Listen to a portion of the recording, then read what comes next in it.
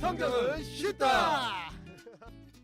성경은 쉽다. 성경은 쉽다 3회 원리만 알면 해석도 쉽다. 자, 오늘은 해석이 쉽다.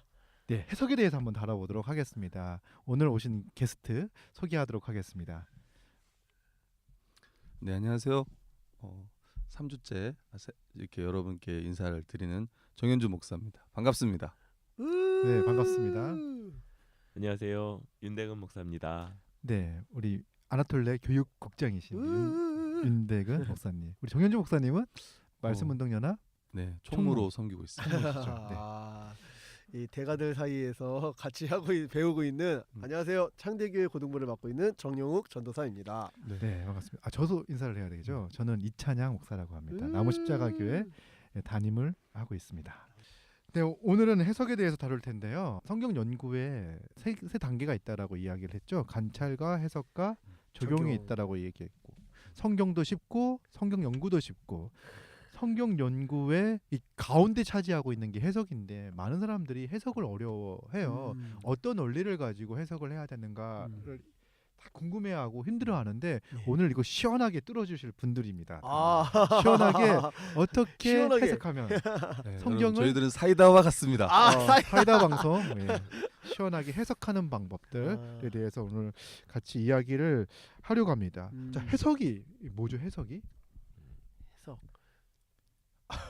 말이 없네. 해석이 뭔가요? 해석이. 해석이요. 네. 해석은 하나님의 뜻을 음. 다시 하겠습니다. 근데 다시 하세요. 네. 하나님의 뜻을 이해하고 네. 체계적으로 정리하는 것이 해석입니다. 하나님의 뜻을 이해하는 것. 어제 얘기할 때 읽으면 이해가 된다. 그쵸. 이해가 된 게 해석이다. 음. 그리고 이해된 거를 또 체계적으로 정리까지 하는 걸 우리 해석이다라고 이야기를 네, 말씀해 그러니까 주셨습니다. 더 쉽게 생각하면 음. 그러니까는 해석이라는 것은 관찰은 자세히 읽기라 그랬잖아요. 네. 읽어서 아는 것을 읽어서 알게 된 것을 체계적으로 정리하는 게 해석이다 생각하면 돼요. 그 사실은 해석이라는 건 아는 걸 정리하는 게 하나가 있고 또 모르는 것을 이제 방법을 찾아 말이 꼬이긴 하는데 네. 해석 질문을 하고 답하는 게 어떻게 보면 해석의 두 번째 영역이기도 하죠. 네. 근데 이 부분은 이제 우리가 모르는 건 넘어가자. 네. 이 부분 질문하고 넘어가도 될 것 같긴 합니다. 그럼 우리 지난 시간에 했던 관찰을 잘 하면은 관찰에서 발견된 것들만 잘 정리하면 해석이 되는 건가요? 네, 지금 되게 좋은 부분을 짚으신 것 같아요.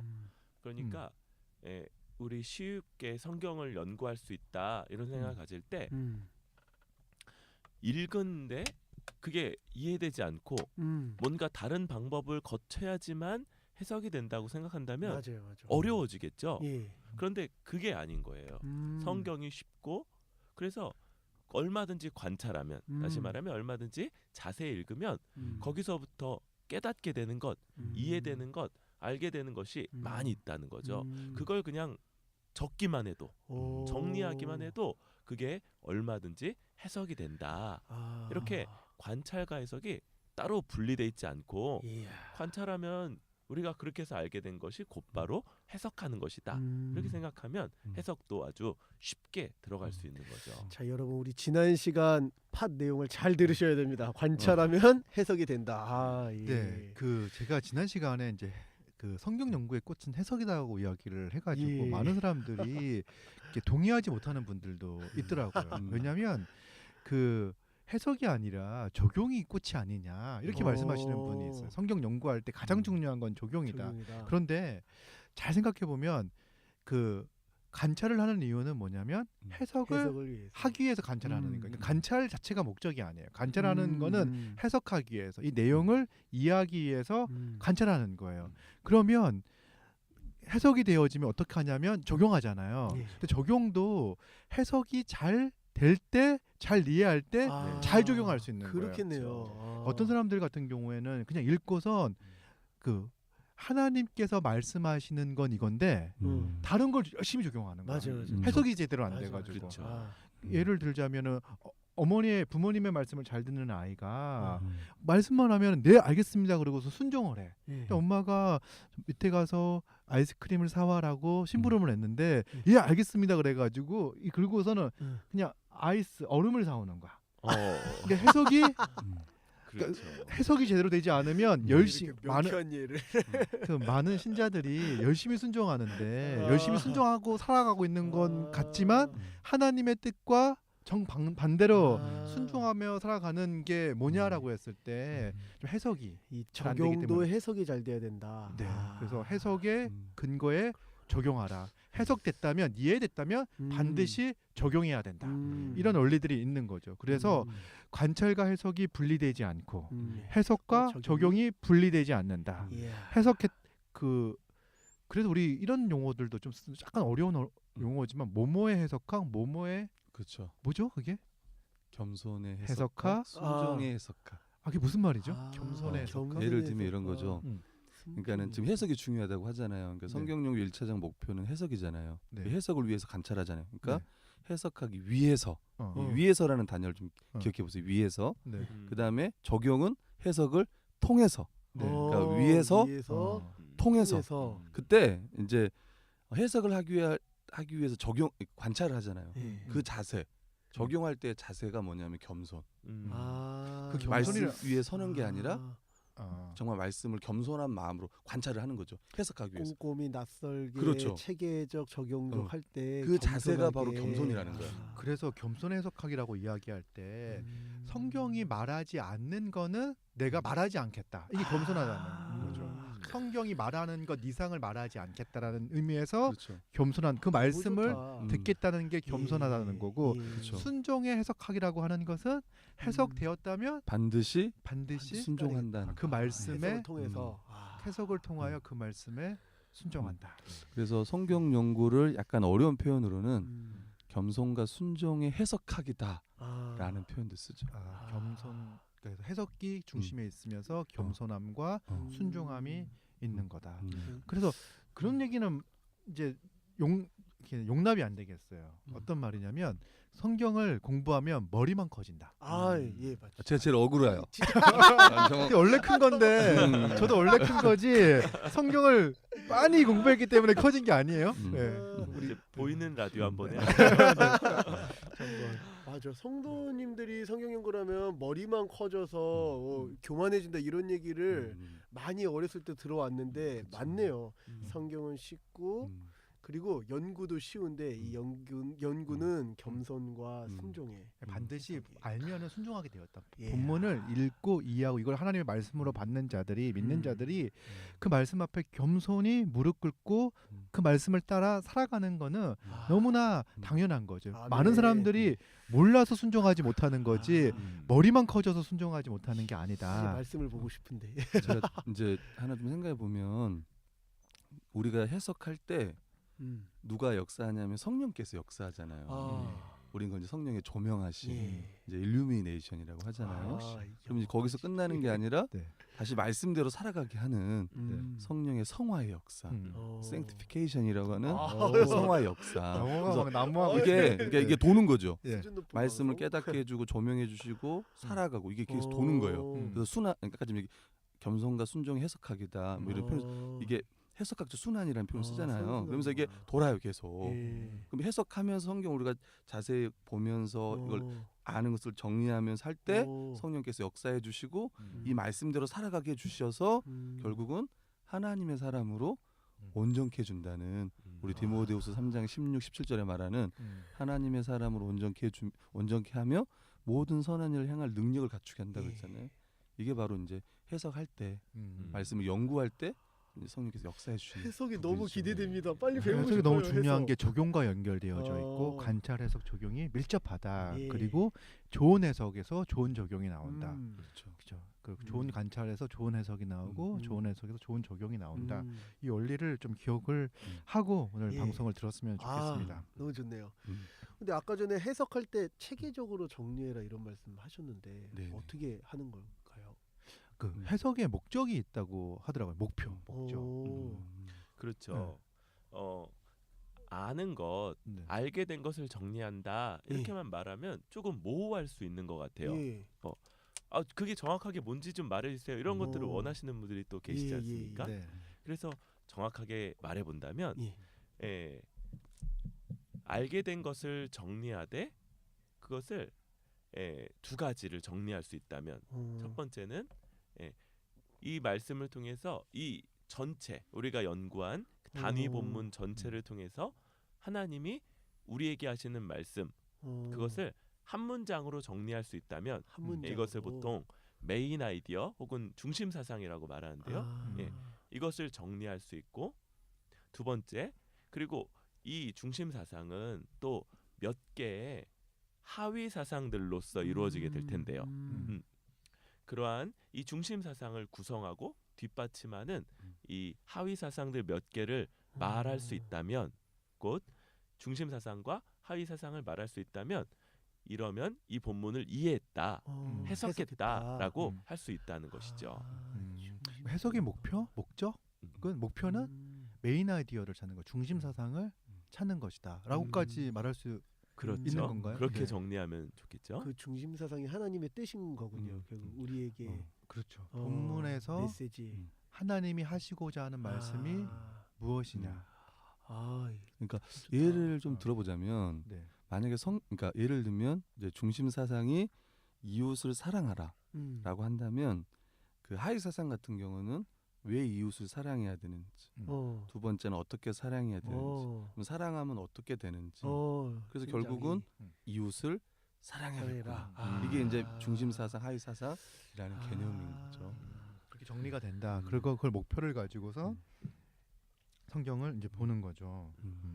그러면 이제 우리 오늘 주제가 원리만 알면 해석도 쉽다라고 얘기하는 게 성경 연구를 할 때 이 본문이 무엇을 말하는지를 알아가는 게 목표인데 그래서 자세히 읽으면 많은 것을 알 수 있고 자세히 읽으면 그 메시지도 중심 사상도 이제 알 수 있을 텐데 그 원리를 알면 더 쉽게 해석할 수 있다. 그 하나님이 말씀하시고자 하는 그 뜻을 더 분명하게 알 수 있다라고 이야기를 하잖아요.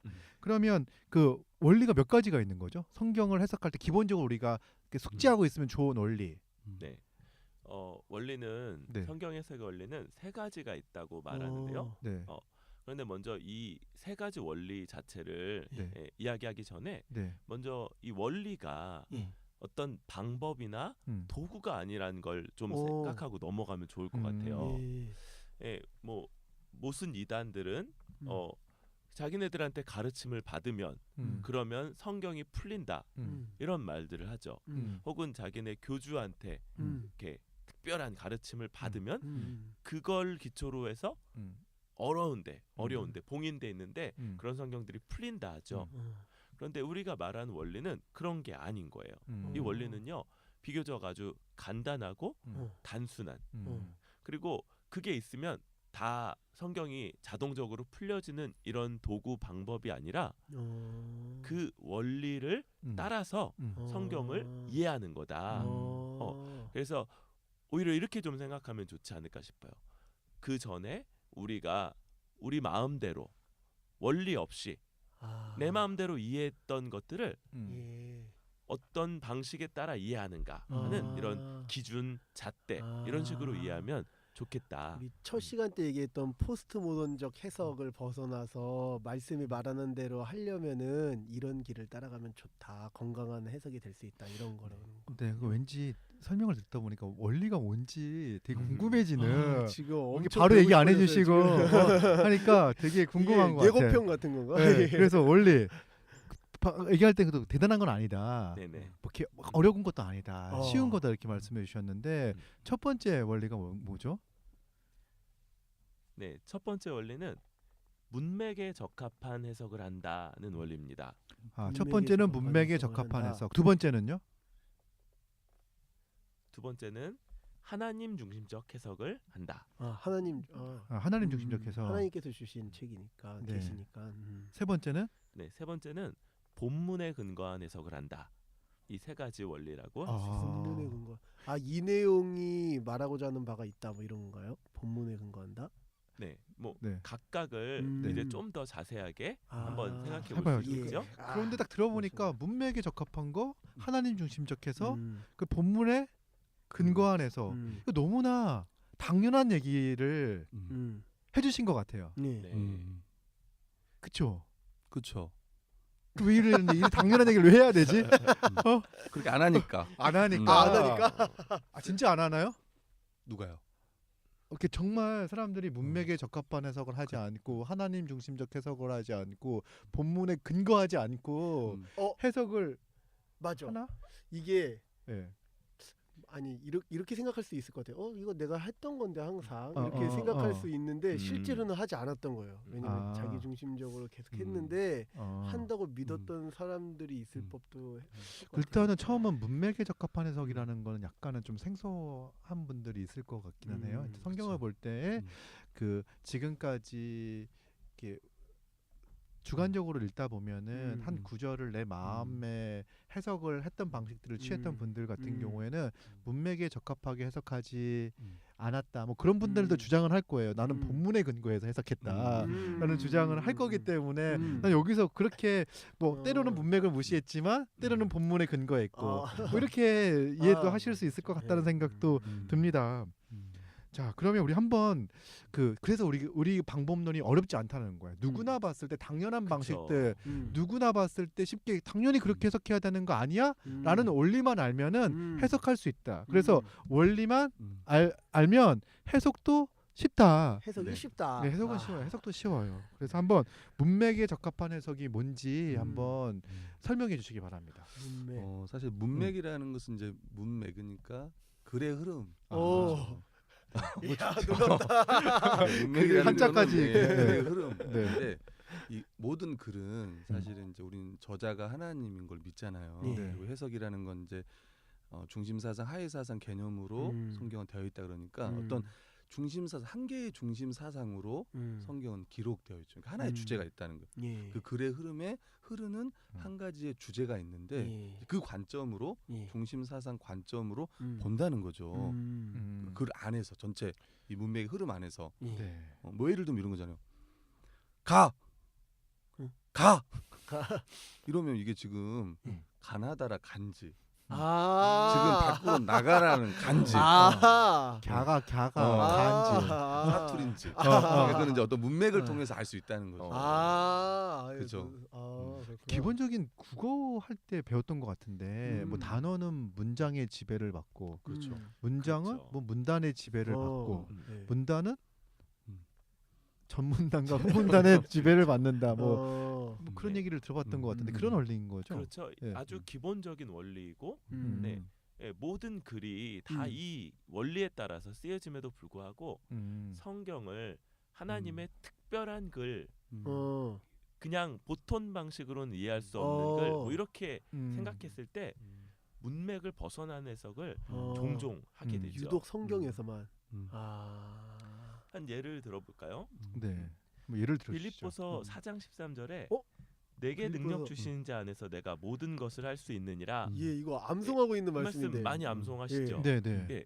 이 동영상도 진짜 그래서 많잖아요. 아 맞아, 하나님이 능력 주시니까 난 모든 걸 다 할 수 있을 거야. 할 수 있다. 할 수 아멘. 있다. 이런 할 수 있다. 생각들을 하고 났는데요. 네. 사실 이 문맥은 그 앞쪽에 사도 바울이 지금 굉장히 궁핍함 처지에 놓여 있다는 것을 전제로 하고 있어요. 사도 바울은 굉장히 궁핍합니다. 그런데 나는 자족하는 것을 배웠다. 궁핍 가운데. 궁핍 가운데서도 그래서 얼마든지 그 가운데서 거할 수 있다. 그러니까 이 능력은 어떤 능력이냐면요. 궁핍 가운데서도 그것 때문에 마음이 흔들리지 않고 복음을 여전히 위해서. 예, 기뻐하고 주를 위해 살아갈 수 있는 능력, 바로 이런 것들을 말하는 거죠. 그냥 하나님이 능력 주시기 때문에 나는 내가 원하는 것들을 아무거나 이룰 수 있다. 이런 방식은 바로 문맥을 벗어난 해석이라고 할 수 있는 거겠죠. 너무 좋다, 너무 좋다. 야, 이거 우리 애들 들어야 될 것 같은데 지금 네. 수능이 별로 남지 않아서 지금 이 말씀 붙잡고 기도하고 있을 텐데. 네, 그러네요. 빨리 다른 말씀으로 바꾸도록 권해주시기 바랍니다. 그러면 그렇죠. 그러니까 안 돼도 자족 자족할 수 있는 것들을 이야기하는 수능을 거죠. 못 봐도 자족해라. 제가 아까 얘기했듯이 이 가장 안 되는 게 문맥에 적합한 해석이 가장 안 되는 것 같아요. 네, 맞아요. 아주 기본적인 거라고 다들 인정하면서도 네. 성경도 문맥에 따라서 봐야 된다. 이런 것들을 많이 놓치죠. 그러니까 예, 우리가 암송할 때 또 한 장을 통째로 암송하는 이런 것보다는 그냥 한두 구절 네, 이렇게 맞아요. 암송하는 경우가 많지 않습니까? 맞아요. 그렇게 암송하고 또 내가 그런 것들을 생각할 때 문맥을 무시할 수 있는 그런 여지가 생기는 거죠. 그 단어나 한 문장이 문맥에서 명확하게 그 뜻을 나타내잖아요. 그렇죠. 그런데 그 문맥에서 떼어와서 새로운 문맥에 적용시키는 것 같아요. 예, 자기 예. 삶의 문맥에. 아 맞아요. 자기의 삶의 문맥에 적용시키는 순간에 성경이 말하고자 하는 그 말이 아닌 다른 뜻으로 해석되어지는 이게 경우가 바로 큐티 할 때 주로 범하는 오류잖아요. 실수할 수 있죠. 예, 그렇게. 쭉 보다가 이게 너무 마음에 든다. 그래서 이 말씀 하나만 딱 떼가지고 네. 내 상황과 내 마음과 딱 연결해서 하는 그런 것들이 문맥을 무시하는 거. 또 이런 경우가 언제 많이 나타나냐면 그 어떤 주장을 하고 싶을 때 문맥을 뛰어넘고 그냥 여러 성경 구절을 갖다 붙이면은 자기가 하고 싶은 이야기를 다 할 수가 있어요. 성경적으로 그것도 성경적인 것처럼 야, 보이게 자기가 주장하기에 자기가 주장하기에 성경적인 것처럼 보이게 하기 위해서 제가 어떤 경우도 봤냐면 어떤 곳에서는 이렇게 구약에 나와 있는 뭐 안식일을 지켜라. 율법 같은 율법 같은 걸 가져와 가지고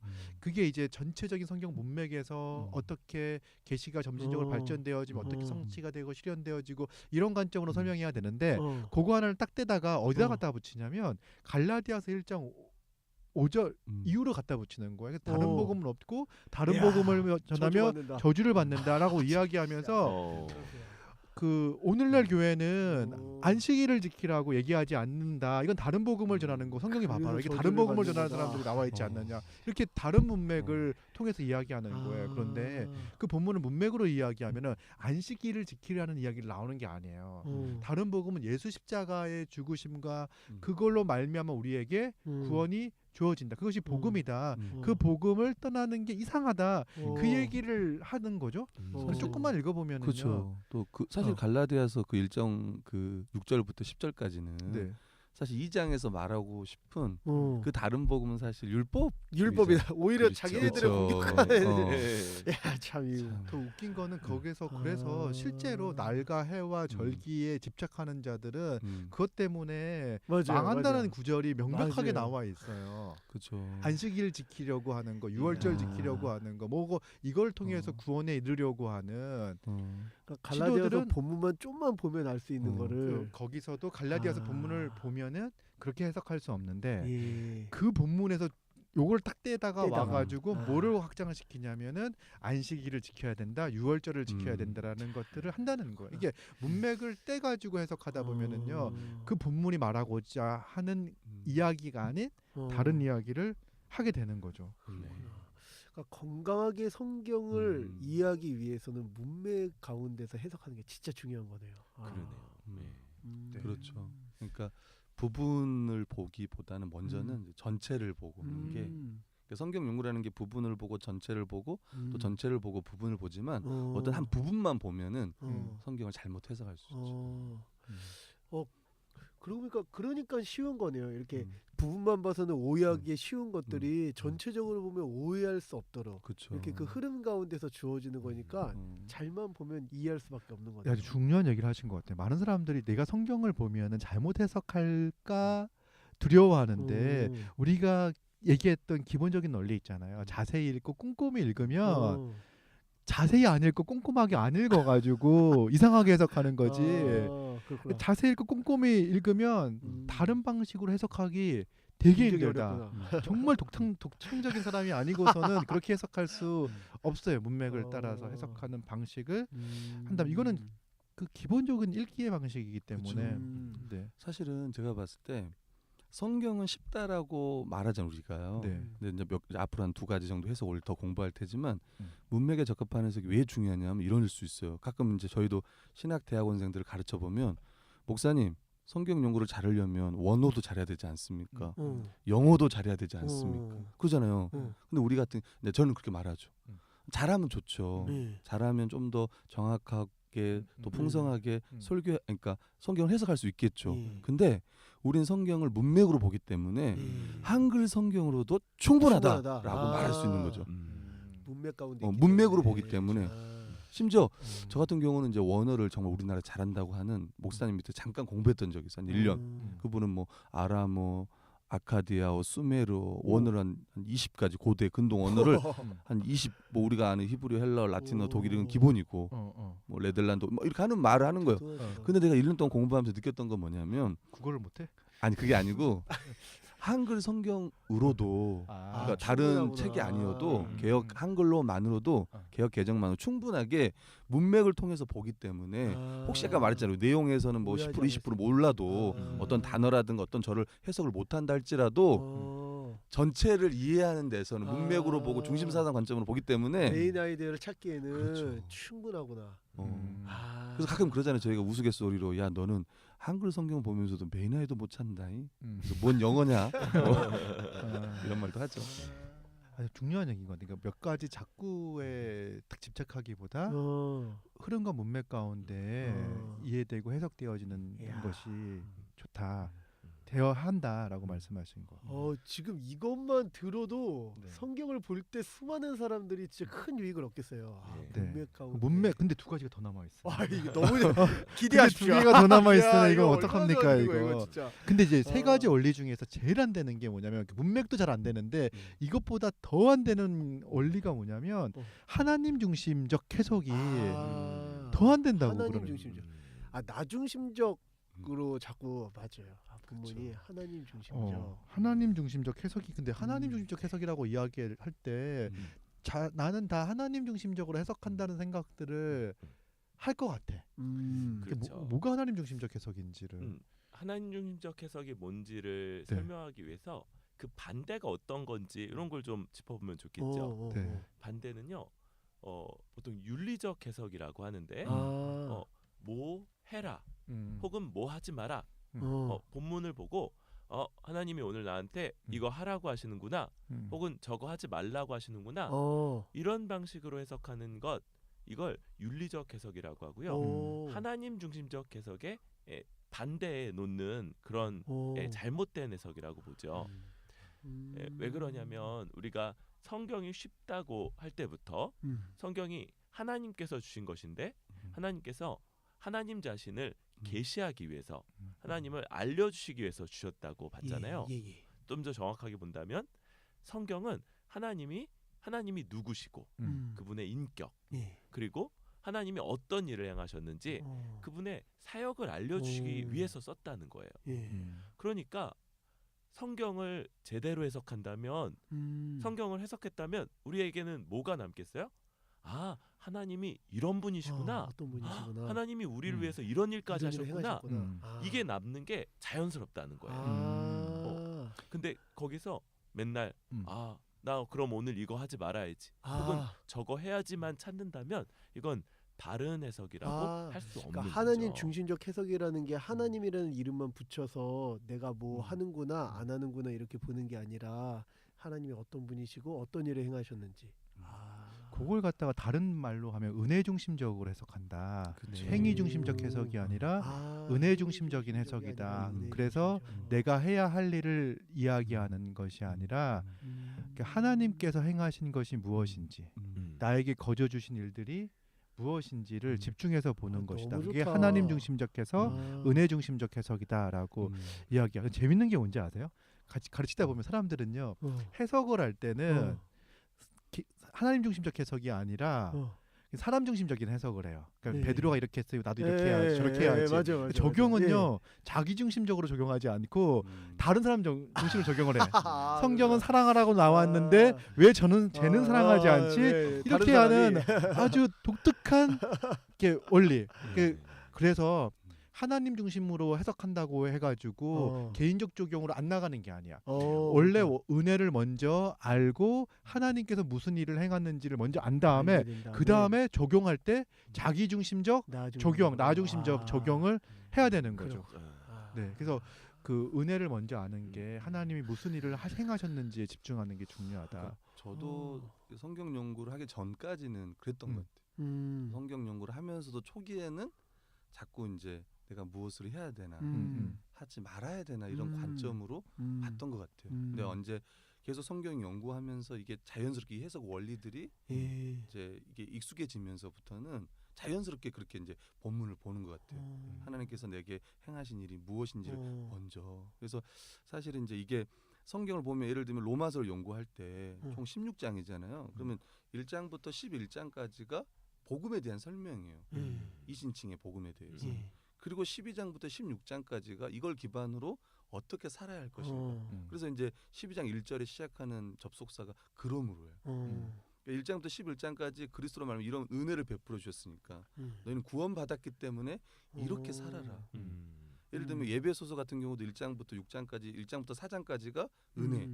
그리고 4장부터 1장부터 3장까지가 은혜. 4장부터 6장까지가 사라는 거예요.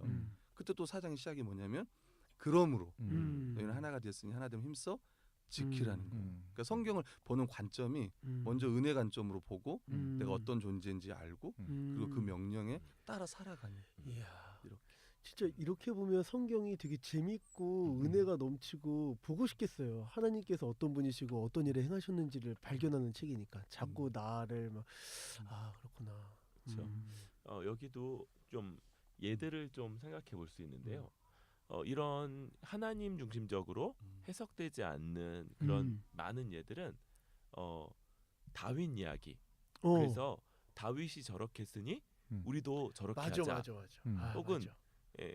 누가 저런 일을 했으니 했다가 하나님이 기뻐하지 않으셨으니 우리도 저렇게 하지 말자. 이런 식의 해석, 적용 이런 방향들이 윤리적 해석인 경우가 많죠. 오히려 다윗에게 일어난 일들을 말할 때에도 그때도 그 가운데 나타난 하나님이 어떤 분이신지, 하나님이 왜 다윗에게 그런 일을 행하셨는지 이런 것들을 생각하는 게 하나님 중심적 해석을 한다라고 말할 수 있겠고요. 이 성경 전체를 보는 완전 새로운 눈을 갖게 되겠네요. 이 팟캐스트를 들으시는 분들은. 그렇죠. 제가 한번 네. 아까 오병이어 제가 네. 처음에 이야기했나요? 지난주에 이야기했나요? 예. 오병이 이야기 한번 적 있잖아요. 예, 맞아요. 그죠? 기억나죠? 예, 오병이 예. 내용과 언젠가 응답. 납니다. 예. 그죠? 예. 근데 그 오병이어를 제가 학교에서 한번 예를 든 적이 있었어요. 예. 오병이어. 근데 한 신학생이 저한테 그러는 거예요. 목사님, 제가 성경을 보는데 오병이어를 보는데 네. 하나님께서 어떤 부분을 보게 해주셨습니다. 네. 그러는 거예요. 그래서 제가 뭘 보셨는데 그랬더니 그 아이의 도시락을 싸준 엄마의 마음을 봤다는 거예요.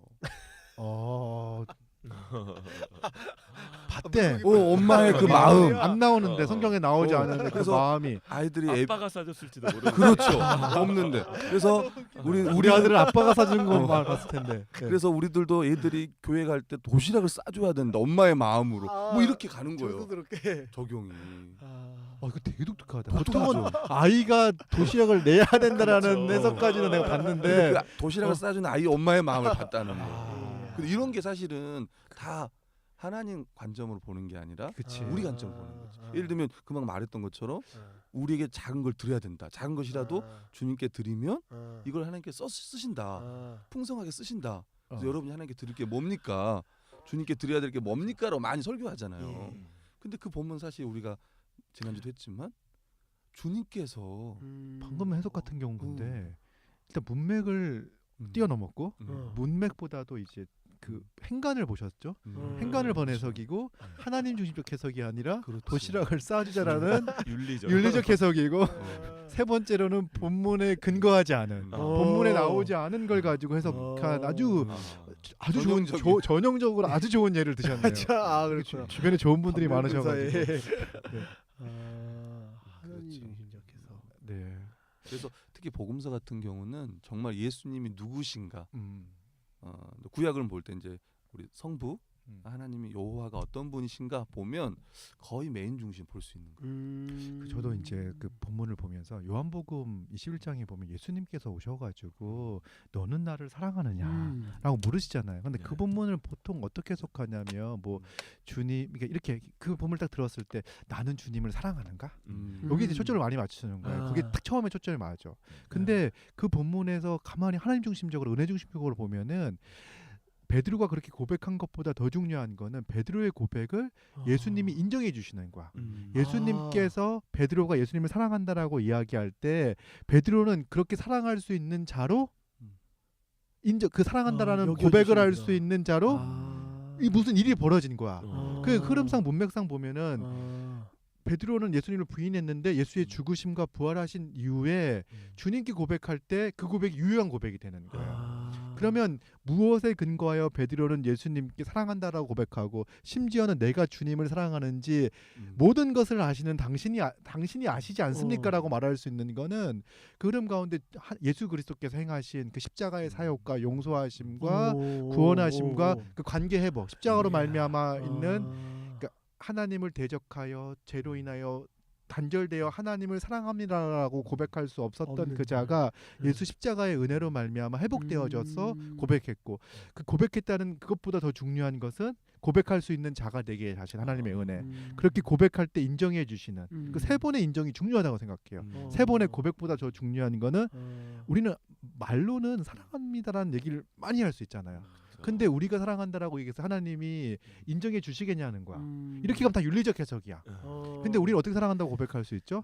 예수님이 나를 위하여 죽으시고 나를 구원하시고 나를 자녀 삼아 주셨기에 나는 하나님께 또 예수님께 사랑합니다라고 고백할 수 있는 거죠. 이게 그 하나님 중심적 해석을 염두에 두고 본문을 보고 흐름과 문맥 가운데 은혜를 더 드러내는 방법들. 그래서 본문의 맛이 완전히 네. 깊은 맛. 그래서 그 해석은요 어려운 게 아니라 그러니까 좋은 해석은 어떤 해석이냐면 할 수만 있다면 예수 그리스도가 드러나고 예수 십자가가 드러나는 해석이 좋은 해석이다. 그래서 해석을 하다가 본문의 근거에서 문맥 가운데 적합하게 해석했을 때 나보다 주님이 더 들어가는 해석들, 더 드러나는 해석들 이렇게 하는 게 좋은 해석이지 않나. 야, 그러니까 이 하나님 중심적 해석도 진짜 쉬운 것은 성경은 하나님이 어떤 분이시고 어떤 일을 행하셨는지를 면밀히 계속 이야기하고 있기 때문에 이걸 보면서 내가 뭘 해야 되지 뭘 하지 말아야 되지가 아니라 하나님께서 뭘 하셨지를 보면 보이고 그게 바로 내 삶을 은혜로 이끌고 그래서 내가 변화되어지고. 그렇죠. 은혜가 있을 때 그다음 행동이 있는 거지. 행동 다음에 은혜가 오는 게 아니죠. 기독교는 아까 우리 정현준 목사님이 말씀하셨듯이 기독교는 앞에는 은혜를 먼저 얘기하죠. 그러므로 이렇게 살라는 이야기를 하는데 우리는 내가 주님을 사랑하지 않으니 내 인생이 이 모양이라는 생각들을 하는 거는 은혜 이전에 우리의 행위를 먼저 두고 있는 거다. 사실 이제 그게 이제 율법주의인 거죠, 사실. 율법주의. 사실 우리는 거대하는 이야기들이. 우리는 사실은 주를 위해서 죽으라고 말할 수 있죠. 네. 주를 위해서 죽어라, 헌신하라 다 말할 수 있는데 그 근거는 뭐냐면 아까 말한 은혜지. 이렇게 은혜를 베푸셨기 때문에 우리 이렇게 할 수 있는. 또 성령께서 우리 안에 역사하시니까 할 수 있죠. 진짜 우리 애들이 이걸 들어야 되는데. 너무 좋습니다. 성경은 쉽다. 근데 진짜. 가서 가르치시면 되니까. 예, 그렇구나. 그걸 굳이 들으라 이렇게 하지 않으셔도 이제 예, 가서 알겠습니다. 주일마다 열심히 와서 가르치겠습니다. 열심히 가르치시면은 되겠죠. 예. 그런데 하나님 중심적 해석을 잘할 수 있는 방법이 있나요? 있죠. 뭐죠? 일단은 자세히 읽어야죠. 네, 그리고 자세히 읽고. 자세히 하나님 이제 체계적으로. 하나님 찾기를 하죠. 기본적으로. 하나님 찾기? 네. 네, 하나님 찾기라는 거는 네. 그러니까는 어머니 찾기 아닌 거죠. 그렇죠. 그 뭐 어머니의 마음을 찾는다든지 도시락 마음 찾기 이런 거 아니라 아니고 네. 하나님을 찾아야 된다. 하나님을 쉽게 하는 네. 방법은 네. 이제 하나님은 그 본문에 하나님은 어떤 분인가, 어떤 일을 행하셨는가를 찾으면 되고 성부, 성자, 성령으로 나누어서 좀 찾아보는 것도 좋지 않을까. 본문에 그렇게 나와 있는 그쵸. 거예요. 의도적으로 그렇죠. 본문에 나와 있는 하나님과 예수님과 성령을 찾아봐라. 네. 그게 진짜 잘 안 되는 것 같아. 뭘 해야 될 걸 찾지. 그렇죠. 네. 하나님을 찾고 그건 너무나 당연하다고 생각해서 넘어가는 부분들이 있는 것 같은데 하나님 찾기를 해서 또 이제 신약 같은 경우에는 하나님과 예수님과 성령님을 각각에 나타나 있는 부분들을 정리를 하면은 성부 하나님께서 어떤 어떤 일들을 행하시고 음. 성자 성령 하나님께서 어떤 일들을 행하셨고 음. 어떤 분이신지를 또 배우고 그 중심으로 성경을 볼 수 있는. 아. 만약에 네. 내가 연구하는 본문에 없을 수도 있어요. 예. 그런 경우가 있어. 예. 네. 그 본문에 연구 본문에 예, 없을 예, 수가 있어. 예. 하나님이란 표현이 예. 안 나올 수가 예. 있죠. 그러면 이제 전후 문맥을 보는 거죠. 아, 어. 그 직접적으로 하나님이라는 단어가 음. 명시되지 않아도 문맥 어. 가운데서 어. 충분히 그리고 예를 들면 이런 거죠. 딱 봤을 때 용서해라라는 명령이 나왔을 때 먼저 생각해야 될 거는 용서 받았다라는 그 은혜를 먼저 생각하는 거죠. 이런 식으로 자꾸 그러네요. 그게 이제 십자가 중심적인 해석, 예수 그렇죠. 중심적인 해석이라는 거죠. 이렇게 성경을 보면은 진짜 볼 때마다 은혜가 넘쳐 또 보고 싶겠어요. 계속. 그래서 해석도 쉽구나. 그렇죠. 지금까지 문맥에 적합한 해석과 하나님 중심적 해석. 이 본문에 근거한 해석은 본문에 근거한 해석. 다 본문에 근거해서 해석하지 않나요?라고 음. 말하고 싶었는데 네. 아닌 예들을 말씀해 주셔가지고 아닌 경우도 있겠구나라는 생각이 들어요. 근데 다시 한번 설명해 주시겠습니까? 본문에 근거한 해석? 본문에 근거한 해석이라는 것은 그 일단은 문법에 근거해서 자연스럽게 해석하는 거예요. 어떤 막 이렇게 꽂는 게 아니라 그냥 보이는 대로 문법에 맞게 자연스럽게 해석하는 거. 또 본문에서 많이 말하는 거나 강조해서 말하는 거. 본문이 강조하는 바대로. 그렇죠. 그렇게 보는 거고 또 하나는 모호한 의미보다는 명백한 거. 예를 들면 어떤 주장이라든가 그죠? 어떤 권유하는 거. 딱 봤을 때 애매모호한 게 아니라 명백하게 말하는 거 중심으로 보는 거죠. 그리고 또 하나는 뭐 당시의 배경도 생각해서 볼 수도 있고요. 그 본문에 근거한 해석이 자연스러운 해석이라는 게 약간은 당연한 것 같은데 되게 신선한 것 같아요. 성경을 해석할 때 이렇게 문법에 맞게 자연스럽게 해석하는 게 좋다. 근데 많은 사람들이 약간은 그렇죠. 남들이 보지 못하는 걸 그렇죠. 보고 싶어 해가지고 맞아요. 예. 그 본문을 벗어나게 되는 거죠. 그렇죠. 뭐 좀 전에 얘기하셨던 것처럼 네. 그 행간에 네. 감춰져 있는 맞아요. 도시락 싸준 어머니의 마음 이런 것들을 찾고자 하는 것은 본문을 무시하는 해석이라고 볼 수 있는 저도 거죠. 그런 말 많이 들었던 것 같아요. 성경은 한 문장과 한 문장 사이가 넓다. 그걸 발견해야 된다. 이런 말 들었던 것 같은데 이게 아니구나. 그러게요. 그 뭐 이렇게 어버이 주일 때 설교할 때 이제 그런 본문을 가져와 가지고 어머니의 마음. 그러면 이제 그 옛날 옛 시절에 어머니께서 새벽에 일어나셔 가지고 도시락 싸주셨던 그 생각 나면서 이제 눈물을 흘리고 감성을 자극하고 그런데 그건 좋은 설교가 아니다. 네. 본문에 근거하지 않기 본문을 무시한 해석이라고 때문에. 그러지. 본문을 무시한. 그렇구나. 본문은 근거해서. 결코 그 얘기를 하고 있는 게 아닌데. 사실 예를 들면 이런 거 예를 들면 마태복음 8장에 보면 네. 이제 예수님께서 막 기적을 행하잖아요. 막 귀신을 쫓아내고 막 귀신들 이제 아픈 자들 다 고치잖아요. 보면 말씀으로 다 고쳤다는 표현 있잖아요. 그러니까 한 성도가 저한테 물어보는 거예요. 목사님 왜 요즘에는 이런 게 일어나지 않습니까? 다 돼. 그래서 그랬죠. 저는 예수님이 아닙니다. 아니 목사님 왜 요즘에는 이런 일들이 안 나타나는 거야 교회마다. 그러니까 나는 저는 예수님이 아닙니다. 이렇게 얘기했어요. 그랬더니 약간 이제 이렇게 하다가 제가 말했어요. 본문이 진짜 그걸 말하느냐. 제가 이렇게 물어본 거죠. 오늘 본문은 지금도 많은 사람들이 병에서 나야 된다. 병에서 나올 수 있다.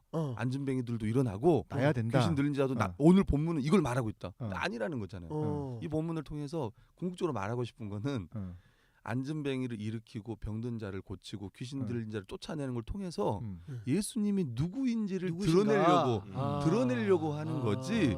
오늘날도 이런 기적이 일어날 수 있다라고 말하는 본문이 아니다라고 얘기를 합니다. 그러니까 1차적으로는 진짜 본문이 그걸 말하느냐, 본문의 근거에서 해석하고 있느냐 이걸 좀 봐야 돼요. 그 본문을 통해서 말하고자 하는 게 무엇이고 그 본문을 통하여 특별히 이제 복음서 같은 경우에는 예수님이 누구시고 어떤 분이신지를 드러내는 것.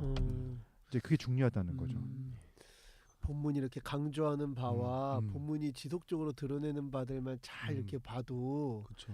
이렇게 본문이 뭘 의미하는지 그 내용을 알 수 있다. 해석을 할 수 있다. 그러니까 본문에 다 있다는 거예요. 본문에 성경이 말하고 싶은 건 다 있는 거예요. 본문에 있는 표현들만 잘 그러니까 봐. 본문만 잘 이해해도 음. 있는 거지. 성경은 결코 행간 사이에 어. 하고자 하는 말을 음. 숨겨두지 않는다. 아, 네. 너무 좋다. 음. 잘 읽으면 이해할 수 있는 거네. 그렇죠. 자세히 읽으면 어. 네. 본문이 강조하는 대로 그것이 중요한 것이고 음.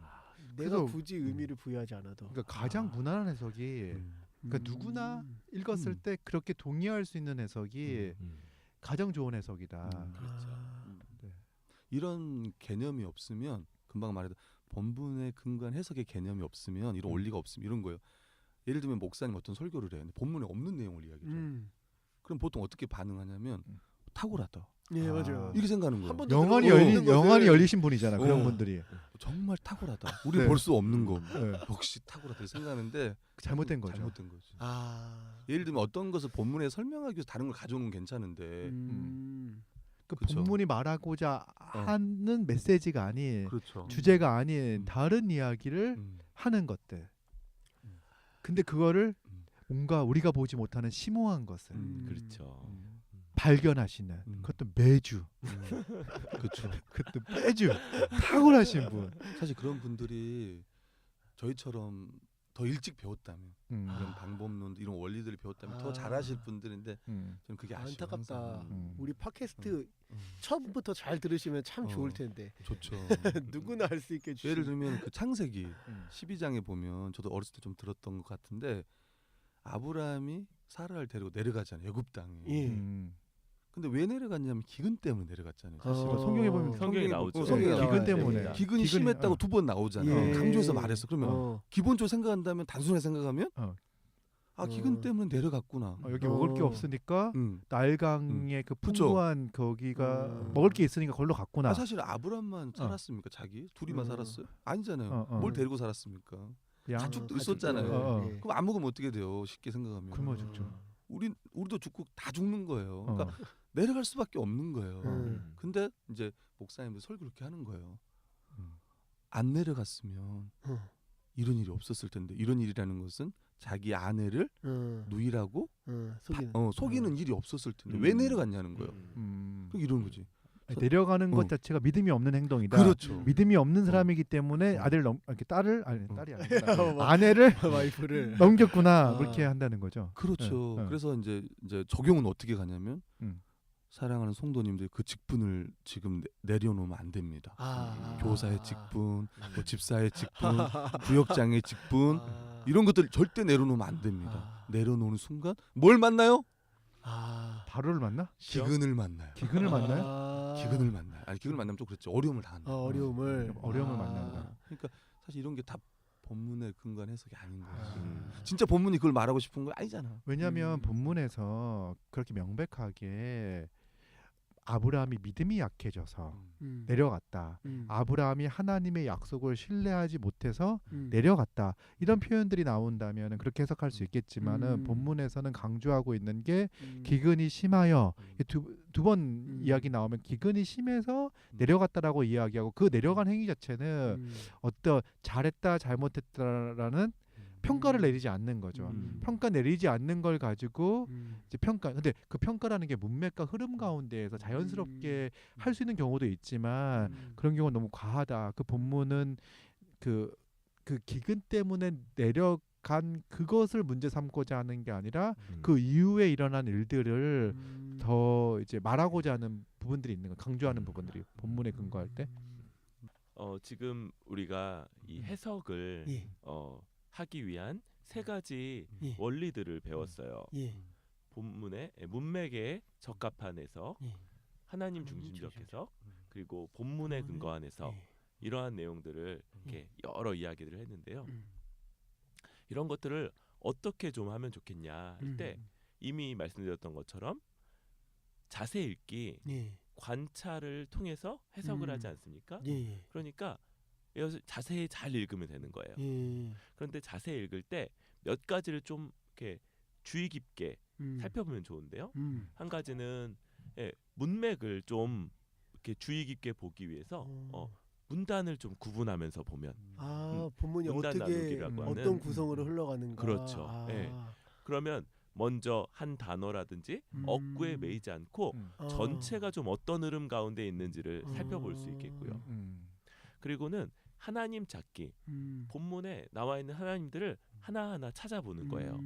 그러면서 하나님이 어떻게 묘사되고 있는지, 어떤 일을 하셨고 어떤 분으로 묘사되는지 이런 것들을 좀 먼저 정리해 보고요. 관찰할 때 그렇게 같이 하는 건가요? 그렇죠.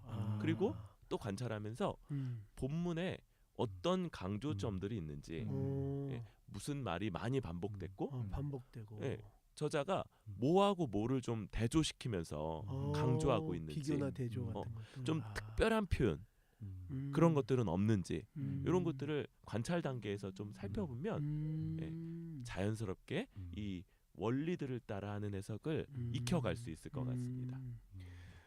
그렇구나. 그러니까 결국 본문에 근거한 해석은 약간 낯설게 읽기랑도 좀 약간 연관이 되는 것 같아요. 내가 대충 안다고 생각하고 넘어가지 않고 본문이 진짜 꼼꼼하게 강조하고 본문에 부각되는 내용들을 따라가면 그렇네요.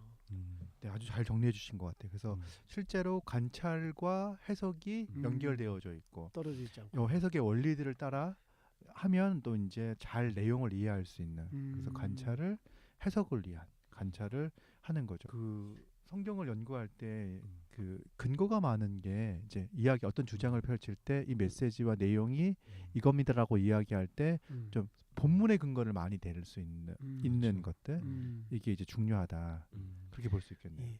그러니까 지금 아직까지 말씀해주신 문맥의 근거에서 그리고 문맥에 적합하게 하나님 중심적으로 본문의 근거에서 이렇게 관찰을 잘하고 해석을 하면은 본문이 말하는 메인 아이디어가 딱 떠오르는 거죠. 그렇죠. 네. 메인을 알 수 있죠. 메인 아이디어를 알 수 있다. 음. 중심 사상을 알 수 있다. 메인은 한계인 거죠. 네. 네. 그러니까 중심 메인이니까 예. 저는 메인이 세 개인데요. 이거는 메인이 아닌 거죠. 그건 하위 사상이죠. 하위 사상이 하위 있는 거죠. 사상. 그러면은 메인이 세 개 나왔다면 그 세 개를 통합할 수 있는 진짜 메인이 있는 거죠.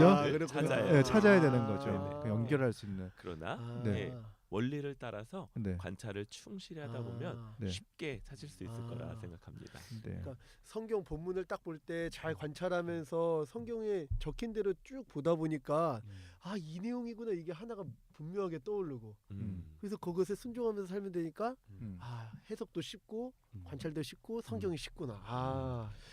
우리 그 방송을 들으시면서 이렇게 아쉬워하시는 분들이 계시더라고요. 그러니까 저희가 한 지금 3번 정도에 걸쳐 가지고 방법론에 대해서 간단하게 설명을 드렸는데 실제적인 예들을 가지고서 했으면 좋겠다라고 하는데 본문의 예를 가지고 본문의 예를 그런데 저희가 이제 강의를 하는 게 아니라 이렇게 얘기하다 보니까 구체적으로 그 방법에 대해서 또 그 신뢰에 대해서 본문을 다루지는 못했고요. 정말 관심 있으신 분들은 좀 쉬운 성경 방법론은 10주에 걸쳐서 이 방법론을 10주 기회가 열려 있군요. 근데 한 번에 1시간 한 번 강의할 한 주에 때 몇 한 주에 2시간씩. 한 주에 2시간씩. 그래서 쉬운 10주간. 방법론만 20시간을 배울 수 있어요. 그러면 이렇게 생각할 거 아니 뭔 쉬운데 뭐 20시간이나 해. 네. 그럴 수 있잖아요. 예, 그렇죠. 그죠? 그 생각 안 들어요? 들지. 쉬운데 20시간이나 해야 되나? 근데 그래서 사실은 중간에 그만두시는 분들이 있다면서요. 아주 소수고요. 소수예요? 쉬운 나 다 알았다. 한 번 듣고서 알아가지고. 어. 근데 사실은 네. 그 익숙해지려면 이런 해석 원리들이라든가 이렇게 익숙해지려면 체득을 위해서 시간이 좀 필요해요. 그러니까 계속 반복하고 연습하기 그렇죠. 위해서 이제 20시간 정도. 그러니까 사실은 20시간만 꾸준히 하면은 이렇게 체득되고 습득되고 해가지고 어떤 본문을 대하여도 이런 원리에 따라 가지고 자연스럽게 분명하게. 아까 얘기했듯이 원리는 방법이나 어떤 기계적 툴이 아니라 그냥 체화되어야 돼요. 자연스럽게 문맥에 적합하게 하나님 중심적으로 본문의 근거 해석하는 것들. 그 훈련하는데 한 20시간 최소 정도가 필요하다. 그러니까 지금 이번 학기에도 지금 목사님들도 계시고 또 선교사님도 계시고 상주에서 오시는 분도 계시고 그렇죠. 상주에서 오신 분들 상주에서. 상 줘야겠죠. 이러면. 상주 그다음에 네. 전도사님도 계시고 네. 그다음에 이제 교회의 어떤 지도자들, 평신도 리더들도 리더들. 있고 아니면 그냥 젊은 학생들도 있고 모두를 위한 거네요. 그렇죠. 성경의 모두를 쉬운 위한 성경 거니까. 방법론도 모두를 위하여. 그러니까 제가 하고 싶은 거는 말씀드리고 싶은 거는 그러니까 모든 성도들, 그러니까 목회자들도 포함해서 이렇게 한다는 것이 아주 귀한 것 같아요. 네. 우리 다음 시간에는 이제 우리 연구 방법론을 했으니까 다음 시간에는 실제로 본문을 가지고 다음 시간에 이제 실제로 본문에 들어가나요? 예, 얘기를 했으면 좋겠어요. 아, 그래서 다음 시간 또 고민하다가 뗄 수 없구나. 네, 갈라디아서. 갈라디아서. 네. 아, 갈라디아서 본문이 재밌죠? 재밌죠. 갈라디아서. 갈라디아서가 너무 재밌죠. 왜 재밌죠? 갈라디아서가? 뭐 때문에 재밌지?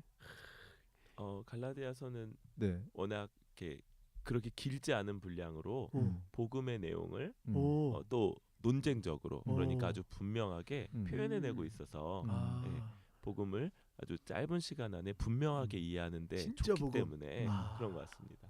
많은 사람들이 갈라디아서를 공부하고 나서 그 내가 지금까지 알고 있었고 믿고 있었던 게 다른 복음이었습니다. 그 가짜였다. 왜 이렇게 너무 얘기하시는 충격적이네. 분들이 의외로 신학교에서 많이 있었어요. 신학교에서 이거. 신학교에서 아나톨레 사역을 할 때 많은 분들이 또 그런 고백들을 하셨고 분명하게 알게 되어서 너무 좋다. 짧은 본문인데 또 말씀하신 논쟁적임에도 불구하고 그래서 재밌게 또 배울 수 있고 또 한번 배우면 탁 내리에 강하게 남는 마음에 강하게 남는 그런 본문이다. 그래서 이런 본문을 다음 시간에 우리 성경을 쉽다 해서 성경을 쉽다 해서 갈라디아서를 만날 수 있습니다. 그리고 또 쉽게 하는 거죠.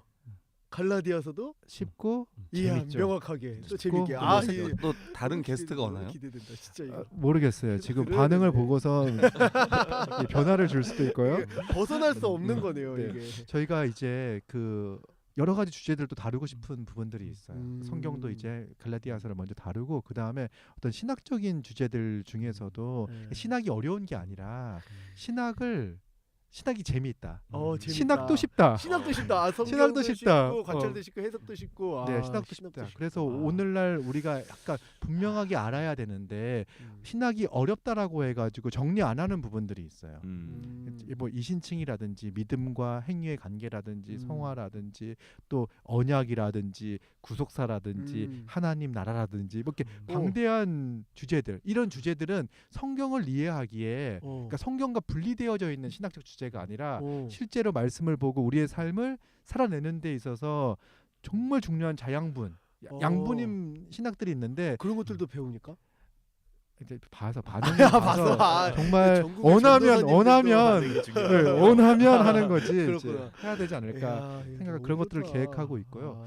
또 좋은 책들 그러니까 많은 분들이 궁금해할 때 어떤 책을 보면 좋을까 어떤 책을 보면은 신앙생활 하는데 도움이 될까 있어요. 그래서 그 서점에 가면은 많은 책들이 있지만 그 양질의 책을 만나는 건 또 쉽지가 않아요. 맞아요. 그래서 저희가 할 수 있다면 또 좋은 책들을 소개해 드려서 너무 좋다. 또 좋은 책들로 공부하고 그래서 성경도 잘 이해하고 또 좋은 신학들을 가질 수 있도록 좀 도움 좋지 이 않을까. 쉽다의 카테고리가 아주 크네. 성경이 쉽기 때문에 성경 연구가 쉽고 그래서 관찰이 쉽고 해석이 쉽고 성경이 말해준 신학이 쉽고 신학도 이게 쉽다. 진짜 다 쉽네. 네. 쉽게 쉽게 재밌게.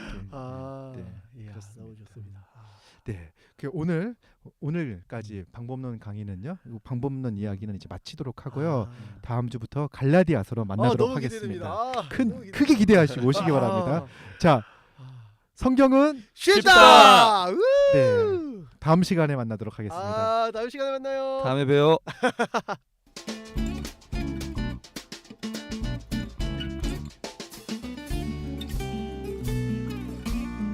성경은 쉽다.